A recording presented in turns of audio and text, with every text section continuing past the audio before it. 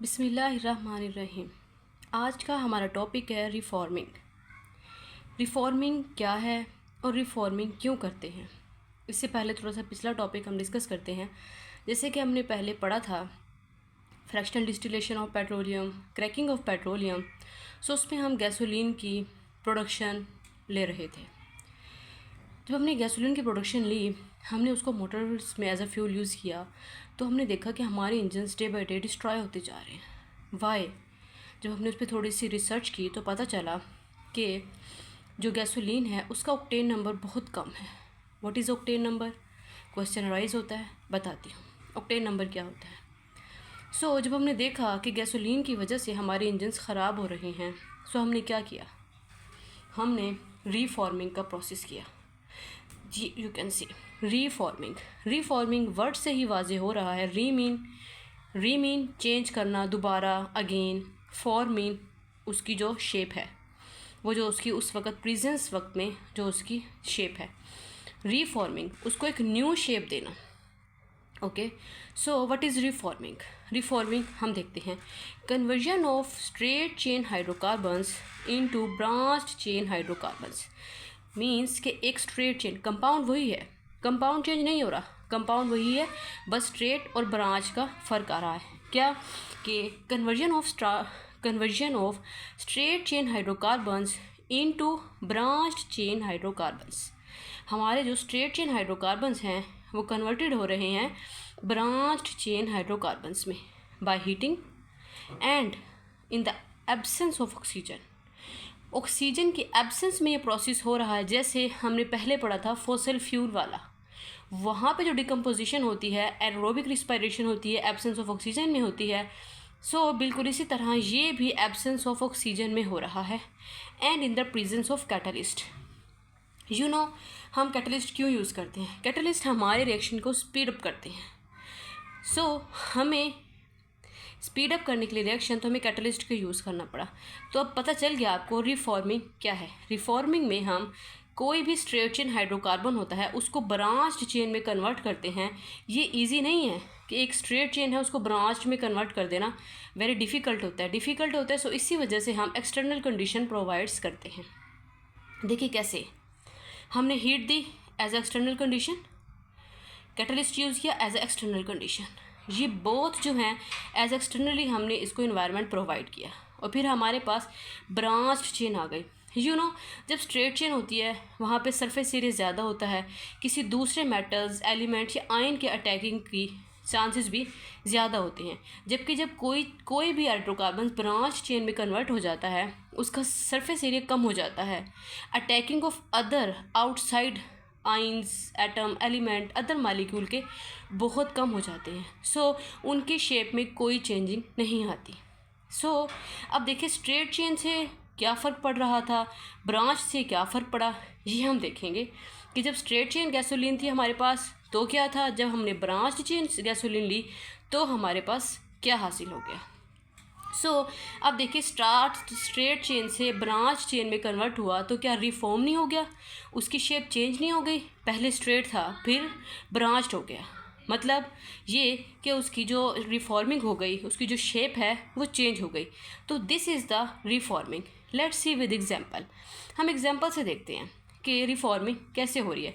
You can see, हमने लिया octane, n mean normal octane, means normal से मुराद बिल्कुल straight chain octane. Straight chain इसमें कोई ब्रांच नहीं थी। यू कैन सी एक स्ट्रेट चेन है, सरफेस एरिया ज़्यादा है, attacking of other nuclei, other particles, other atoms, ions, elements, compound etcetera etcetera, यानी कि आउटसाइडर के अटैक के चांसेस बहुत ज़्यादा हैं। सो हमने ये एन ऑक्टेन जब यूज़ किया मोटर्स में, हमारे इंजन्स में स्पार्किंग होने लगी, हमारे इंजन्स में नोकिंग होने लगी। हमने कहा वाई नोकिंग, गैसोलीन यूज़ कर रहे हैं, नोकिंग क्यों हो रही है। सो हमने जब एक्सपेरिमेंट्स किए तो हमें पता चला कि जो एन ऑक्टेन है इसका सरफेस एरिया ज़्यादा है, attacking of other nuclei, other outsides, कोई भी सब्स्टिट्यूएंट्स का अटैक हो जाता है, हमें नहीं पता चलता। सो जब वो जाता है हमारे मोटर्स में, क्योंकि वो तो इररेलेवेंट है, हमें तो उसकी ज़रूरत ही नहीं थी, वहाँ पर जाकर वो डिस्टर्बेंस क्रिएट करता है। ओके। फिर हमने क्या किया, हमने इसकी क्वालिटी को इंक्रीज़ किया। क्वालिटी एक ही सूरत में इंक्रीज़ हो सकती थी, वो ये थी कि इसका सरफेस एरिया कम कर दिया जाए। अब इसका सरफेस एरिया की कंडीशन भी यही थी कि हम इसे स्ट्रेट से ब्रांच में चेंज कर दें। जैसे मैंने आपको बताया, जब कोई भी कंपाउंड स्ट्रेट से ब्रांच में जाता है वहाँ पर अटैकिंग ऑफ आउटसाइड सब्स्टिट्यूट्स की बहुत कम चांसेस हो जाते हैं। क्यों? क्योंकि उन्होंने एक दूसरे को अपने आप को ही घेरा हुआ होता है, वो एक दूसरे के साथ खुद ही मिक्स हुए होते हैं, इसीलिए बाहर वाले के लिए जगह ही नहीं होती उनके लिए। ओके, सो हमने क्या किया, एन ऑक्टेन नंबर जो स्ट्रेट चेन था उसको by heat and catalyst use करते हुए उसको हमने कन्वर्ट कर दिया ब्रांच्ड में। यू कैन सी ये भी ऑक्टेन है, ये भी ऑक्टेन है। डिफरेंस इज़ दैट ये स्ट्रेट चेन ऑक्टेन है एंड ये एक ब्रांच्ड ऑक्टेन है जिसको आइसो ऑक्टेन का नाम भी दिया जाता है। इसका IUPAC name 2,2,4 trimethyl pentane. You can सी अगर हम लोग नोमेनक्लेचर पढ़ेंगे तो हमें पता चलेगा 1 2 3। तो 2 पोजीशन पे डबल मिथाइल ग्रुप लगे हुए हैं। अब इसके बाद ये और कंडेंस नहीं हो सकता, ये और कंडेंस नहीं हो सकता। और एक और बड़ी वजह की बात, इसके अंदर जो नोकिंग की पावर है वो ज़ीरो है, ज़ीरो। सो अब अगर हम इसका ऑक्टेन नंबर देखें तो इसका ऑक्टेन नंबर 100% है। अब सवाल ये पैदा होता है कि ऑक्टेन नंबर ही क्यों, हेप्टेन नंबर क्यों नहीं, पेंटेन नंबर क्यों नहीं, इथेन नंबर क्यों नहीं। देखें, हम लोगों ने गैसोलीन जो कि हमारे पास फार्मूला है n octane, you know what, C8H18। तो जब हम लोगों ने गैसोलीन ली, उसको हमने उसके ऊपर और उसके नीचे वाले जो कंपाउंड थे जैसे हेक्सेन हो गया, हेप्टेन हो गया, हमने जब उसको भी डाला, उसको भी ब्रांच्ड में कन्वर्ट किया, उसकी क्वालिटी भी इतनी प्योर नहीं हुई जितनी कि ऑक्टेन नंबर की हो गई। सो अब ये बात क्लियर हो गई कि ऑक्टेन ही, ये जो हमारे पास ब्रांच्ड ऑक्टेन ही है, इसी का 100% ऑक्टेन नंबर होगा। क्यों? क्योंकि इसके अंदर 100% क्वालिटी है, ज़ीरो नोकिंग के चांसेस हैं, नोकिंग नहीं होगी। ये कैसे हुआ, हमारे पास ज़ीरो नोकिंग कैसे आई? सिर्फ और सिर्फ रिफॉर्मिंग की वजह से। हमने रिफॉर्म कर दिया, इसकी शेप को रिफॉर्म कर दिया। So clear, it's clear that ये अब हमारा डिसाइड हो गया कि जो ये एन ऑक्टेन था, अगर हम किसी भी स्ट्रेट चेन को ब्रांच में कन्वर्ट करेंगे तो उसकी जो नोकिंग है वो कम हो जाएगी। ठीक है, अब ये बार बार एक क्वेश्चन आ रहा है, नोकिंग नोकिंग नोकिंग। अब सोच रहे होंगे what is knocking, let's see कि नोकिंग क्या है। नोकिंग के बारे में मैं आपको बताती चलूँ। जब कभी भी हम फ्यूल यूज़ करते हैं, फ्यूल यूज़ कर रहे हैं, फ्यूल हमने डाला और उसके अंदर जब जैसे ही हम अपना इंजन स्टार्ट करते हैं तो एक अजीब सी साउंड आती है, मेटेलिक साउंड, ऐसे जैसे कोई अंदर कोई मेटल है। ठीक है, एक शार्प सी, क्योंकि यू नो व्हाट, मेटल्स जो हैं उनके अंदर इलेक्ट्रॉन्स जो होती हैं वो मूवमेंट होती है, बहुत शार्प होती है, बहुत हाई होती है। तो जिस वक्त हमने अपना इंजन स्टार्ट किया, वहाँ पे एक अजीब सी शार्प सी मेटेलिक सी साउंड प्रोड्यूस हुई। ठीक है, जिस वक्त इंजन स्टार्ट होता है, गैसोलीन हमें डली हुई होती है, वहाँ पे कंबशन हो रही होती है। फिर तो बात ये आती है कि एक शार्प मेटेलिक साउंड प्रोड्यूस हुई कब, जब इंटरनल कंबशन ऑफ इंजन हो रही थी। तो क्वेश्चन अराइज ये हुआ कि यार हमने तो गैसोलीन डाली है, फिर ये शार्प मेटेलिक साउंड कहाँ से आई? बिल्कुल, हाउ, यही जो मेटेलिक साउंड है, ये जो साउंड हमें क्रिएट हुई है, इसी को नोकिंग बोलते हैं। और इसी की बात मैं आपको कर रही हूँ कब से, कि हमारे पास जब एन ऑक्टेन यानी कि सिंपल गैसोलीन थी जिसका बहुत कम ऑक्टेन नंबर था, जब हमने देखा कि नोकिंग बहुत ज़्यादा होने लगी, वो जो साउंड प्रोड्यूस हो रही है ड्यूरिंग कंबशन, ठीक है, इसको नोकिंग बोलते हैं। तो फिर हमने रिफॉर्मिंग का प्रोसेस किया। अब आपको पता चला हमने रिफॉर्मिंग क्यों की, इस वजह से की कि जो शार्प मेटेलिक साउंड प्रोड्यूस हो रही थी due to internal combustion of engine, so इसकी जो नोकिंग है इसको ख़त्म करने के लिए हमने क्या किया, रिफॉर्मिंग का प्रोसेस किया। लेट्स सी, हम मज़ीद एक्सप्लेनेशन देखते हैं, एग्जांपल देखते हैं कि रिफॉर्मिंग क्यों हो रही थी, किस लिए की हमने, what is this. Now you can see combustion of some fuel starts before spark plug fire. अब यही देखें, वही मेरी पहले वाली बात कि कंबशन करने से पहले कुछ फ्यूल्स ऐसे थे जो कि कुछ स्पार्किंग करते थे। आपको पता है स्पार्किंग किस वजह से होती है? मेटल्स की वजह से होती है। ठीक है। अब कंबशन से पहले वो स्पार्किंग कर रहे हैं। इस स्पार्किंग को डिक्रीज़ करने के लिए ये नॉकिंग थी ना, ये इंजन की जो एफिशिएंसी थी उसको डिक्रीज़ कर रही थी। क्यों? क्योंकि अब आप देखें, कोई भी हमारे अंदर इम्प्योरिटी आती है ना किसी भी इंजन में, किसी भी मशीन में, तो वो ज़्यादा दिन नहीं चलती। चाहे वो हम खुद भी नहीं, हमारी अपनी बॉडी भी एक मशीन है, ठीक है। अगर हमारे अपने अंदर भी कोई इम्प्योरिटी आ जाती है, हमारी इरेलीवेंट कोई चीज़ आ जाती है, तो हम भी ज़्यादा दिन नहीं चलते, हम बीमार हो जाते हैं।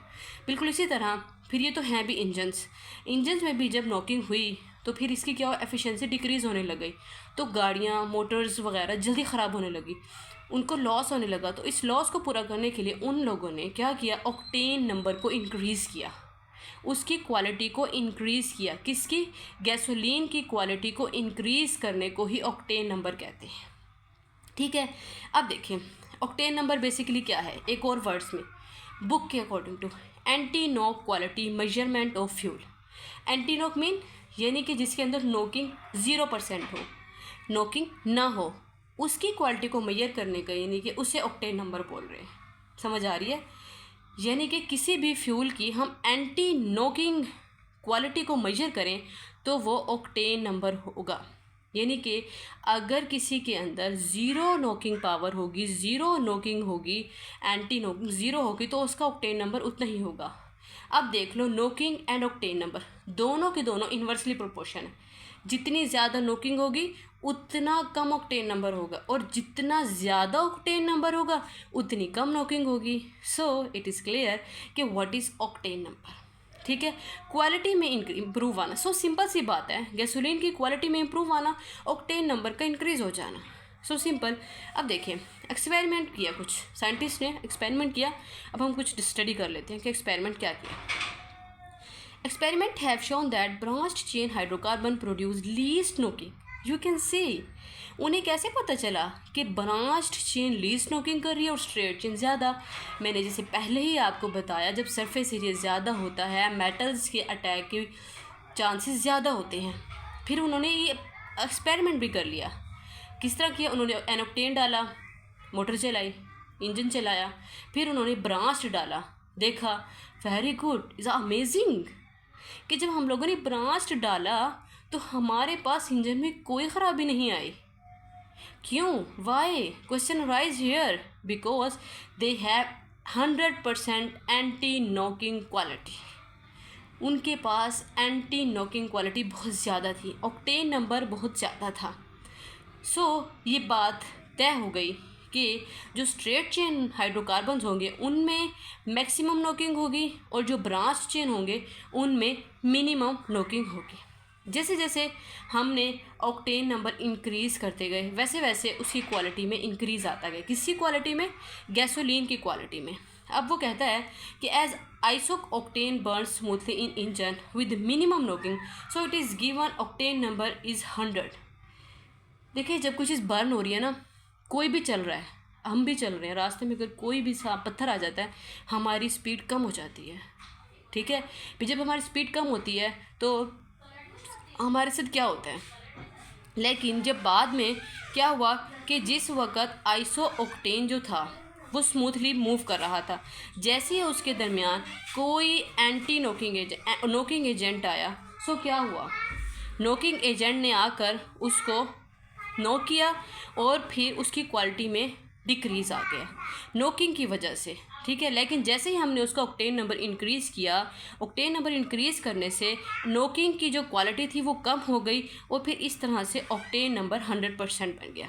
While n-heptane produce maximum knocking. अब इसी के अकॉर्डिंग टू, वो उसी के ऑपोजिट एक और कंपाउंड ले रहा है, वो क्या है, एनहेप्टेन। उसने कहा कि मैंने एनहेप्टेन लिया, जब हमने उसको इंजन में डाला तो देखा उसके अंदर बहुत ज़्यादा नॉकिंग हो रही थी। Why? Because they have some impurities, not 100% quality, 100% उसकी क्वालिटी, और ऑक्टेन नंबर 100% नहीं था। So it's octane number is 0। पता चला क्या? पता चला कि जो ऑक्टेन था, ऑक्टेन एन ऑक्टेन लिया, ब्रांच्ड ऑक्टेन लिया, उसके अंदर जो नॉकिंग की क्वालिटी थी वो कितनी थी, 0, और एंटी नॉकिंग 100%। जबकि जो एनहेप्टेन था उसके अंदर नॉकिंग की क्वालिटी 100% थी और anti knocking 0। So it is prove that कि जो ऑक्टेन था यानी कि उसके अंदर ऑक्टेन नंबर 100% था। अब देखें एक बहुत ही प्यारा जुमला है, कहता है कि higher the octane number better the fuel. जितना जितना ऑक्टेन नंबर हायर होता जाएगा फ्यूल उतना ही बेटर होता जाएगा। लेज़र द नोकिंग, और उतनी ही लेस नोकिंग होगी, यानी कि जो नोकिंग है वो डिपेंड कर रही है ऑक्टेन नंबर पर। ऑक्टेन नंबर बढ़ता गया, नोकिंग कम होती गई, नोकिंग बढ़ती गई, ऑक्टेन नंबर कम, इन्वर्सली प्रोपोर्शनल, दोनों एक दूसरे के inversely proportional. So again repeat करती हूँ ये जुमला कि higher the octane number, octane number higher होगा तो फ्यूल की क्वालिटी उतनी ही बेटर होगी और नोकिंग भी उतनी ही कम होगी। सो हमें पता चल गया कि ऑक्टेन नंबर क्या है। अब देखें ऑक्टेन नंबर के अंदर इम्प्रूवमेंट्स कैसे आए। इम्प्रूवमेंट्स ऑफ ऑक्टेन नंबर, हमें क्या ज़रूरत पड़ी कि ऑक्टेन नंबर को इम्प्रूव करें, हम अपने ऑक्टेन को, हम अपनी प्रोडक्ट्स को, गैसोलीन को इम्प्रूव करें। अब ये बता रहा है गैसोलीन ऑब्टेन फ्रॉम पेट्रोलियम, बिल्कुल हमने फ्रैक्शनल से पढ़ा, बिल्कुल पढ़ा, हमने क्रैकिंग से पढ़ा, बिल्कुल पढ़ा। कहता है इज़ द लो क्वालिटी, वो जो हमने गैसोलीन लिया उसकी क्वालिटी बहुत लो थी। Thus to produce gasoline with high octane number straight chain hydrocarbons are converted into the branch chain hydrocarbons by reforming process. देखें वो कहता है कि जो हमने जो गैसोलीन लिया था फ्रैक्शनल से, पेट्रोलियम से, उसकी क्वालिटी बहुत लो थी, तो हमने उसके ऑक्टेन नंबर को इंक्रीज़ करने के लिए क्या किया, जो स्ट्रेट चेन हाइड्रोकार्बन्स थे उनको कन्वर्ट करा दिया ब्रांच चेन हाइड्रोकार्बन में बाय रिफॉर्मिंग प्रोसेस, रिफॉर्म कर दिया, शेप को चेंज कर दिया। Octane number of fuel can also be improved by adding small amount of additives. अब देखें, अब यहाँ पे क्वेश्चन अराइज हो रहा था कब से कि यार सिर्फ ब्रांच में चेंज करने के लिए इसको हीट की ज़रूरत तो नहीं पड़ती, कुछ कैटलिस्ट भी ज़रूरी होते हैं और कैटलिस्ट भी बहुत महंगे होते होंगे, उनके भी कुछ साइड इफ़ेक्ट होते हैं। जी बिल्कुल, उनके भी साइड इफ़ेक्ट हैं, वो जो कैटलिस्ट हमने यूज़ किया उनके भी हैं। वो कैटलिस्ट कौन कौन से हैं, वो है tetraethyl lead and tetramethyl lead. ये दो एक इतने हैवी किस्म के कैटलिस्ट हैं जो कि हम लोग यूज़ करते हैं ऑक्टेन नंबर की इंक्रीज़ में, रिफॉर्मिंग के प्रोसेस में। सो हम कुछ इसके डिसएडवांटेजेस भी हैं। अगर टेट्रा इथाइल लेड को, जो कि एक एंटी नॉकिंग एजेंट है, anti knocking, you know what is anti knocking, तो अगर ये वेरी वेरी डेंजरस है, अगर हम इसको कंबशन हो रही होती है ड्यूरिंग, यू नो लेड हमारी जाके एसोफेगस में, हमारे जो फेरिंग्स है, हमारी सांस की नाली, रिस्पिरेशन में बहुत ही ज़्यादा डेंजरस साबित होता है। तो जो लेड ऑक्साइड प्रोड्यूस होता है ये एक मेटेलिक लेड है, मेटल्स तो हमारी बॉडी के लिए बहुत ही ज़्यादा नुकसान देती है। तो ये क्या करते हैं, ये जो मेटेलिक लेड है ये एयर पोल्यूशन काज करती है। एयर पोल्यूशन, एयर में आएगी, एयर से हम सांस लेते हैं और ये हमें डिस्ट्रॉय करती है। जब ये एयर पोल्यूशन काज करेगी तो फिर इसका एडवांटेजेस हुआ या डिसएडवांटेजेस। सो इसको हमें बहुत ही एहतियात से करना पड़ता है। और टेट्रामिथाइल लेड है जो, उसके टेट्रामिथाइल लेड की निस्बत कम डिसएडवांटेजेस हैं। सो हर चीज़ का कुछ फ़ायदे भी होते हैं और कुछ नुकसान भी होते हैं। अब आपको पता चल गया होगा कि ऑक्टेन नंबर को इम्प्रूवमेंट करने की ज़रूरत क्यों पेश आई, रिफॉर्मिंग क्यों की हमने, नोकिंग क्या होती है, एंटी नोकिंग क्या होती है। So that is the reforming. हमारा टॉपिक ख़त्म होता है। अगर आपको ये PDF फॉर्म में चाहिए then I will send you will comment में। ये इस पे शीट पे समझाने का मकसद ये था कि बच्चे को लिखने का तरीका, यू कैन सी, अगर आप इस मेथड को फॉलो करेंगे I am sure that you gain 100% marks in paper. Thank you can C.